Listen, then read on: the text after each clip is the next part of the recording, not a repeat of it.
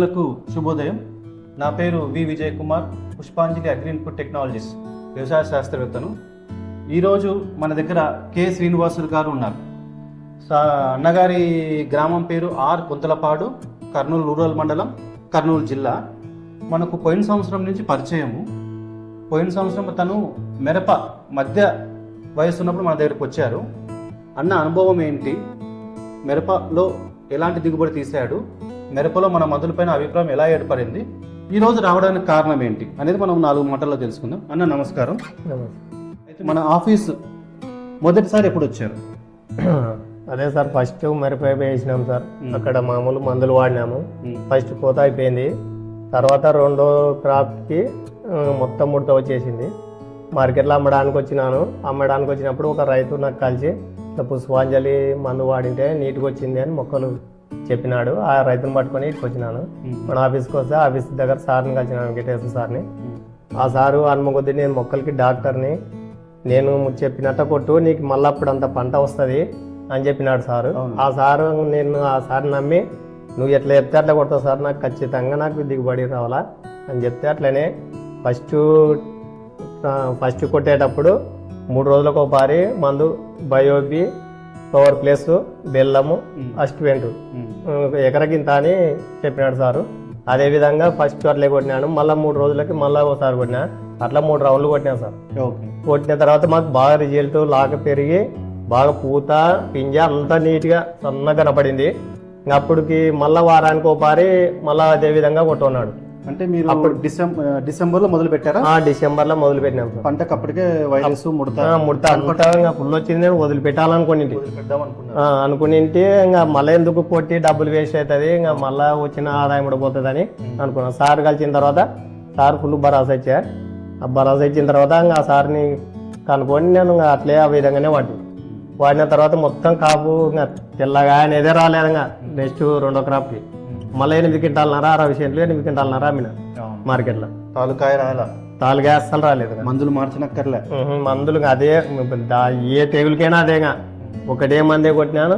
ఇంకా భూ తెగులకైనా అదే, మామూలు లాకకైనా అదే, ఇంకా మామూలు తెగులు పండాక తెగులకైనా అదే మందే.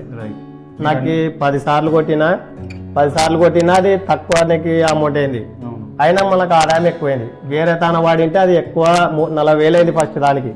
వేరే మందులు వాడింటే అది కొట్టాలి ఇది కొట్టాలి అది కొట్టాలంటే నన్ను అదే ఏదో వాడిగా కొట్టలేకపోయినా సార్ని అడిగితే ఇట్లా పలాన్ని వాడు, నీకు ఎందుకు నేను ఉండగదా అంటే అదే విధంగా వాడింటే నాకు మంచి దిగుబడి వచ్చింది. మరి జనవరి నుంచి మేము కంపెనీ తరఫున ఎరువులు ఏ విధంగా చెప్పాము మీకు? అదే ఎరువులు సార్, తడికి ఫస్ట్ యూరియా వేయండి, ఏం తీసుకోదు సార్ భూమిలో, దాంట్లో ఓన్లీ యూరియా తప్ప ఏమి వేయద్దు అని చెప్పిండే. 10 రోజులకు ఒకసారి ఒక సంచి బస్తా ఇరిగేసిన. అట్లా 4 రౌండ్లు 4 సార్లు వేసిన ఇరిగి, అంతే. ఓన్లీ 4 రౌండ్లేగా 5,000 లోపల ఖర్చు అయింది. అయితే ఏం వేయలేదు, వేరేది వేసినా కూడా తీసుకోదని చెప్పేసిన. ఉపయోగపడదు, లోపలికి దిగనియదు మందుని, యూరియా ఒక్కటి వాడు అని చెప్పినారు. మరి జనవరి నుంచి ముడుతున్న పొలాన్ని మనం టేకప్ చేసినాక సార్లు కలిసిపోయినాయి. కన్నే ముసుకపోయింది సార్. ఇంకా బాగా ఎగుసు వచ్చి ఇంత ఇది పెరిగి ఫుల్. వేరే రైతులు కూడా వచ్చి ఏం కొట్టినామని అడిగితే కూడా నేను చెప్పేసిన ఇదే. వాళ్ళు కూడా వచ్చి కొంతమంది రైతులు మళ్ళీ వాడినారు.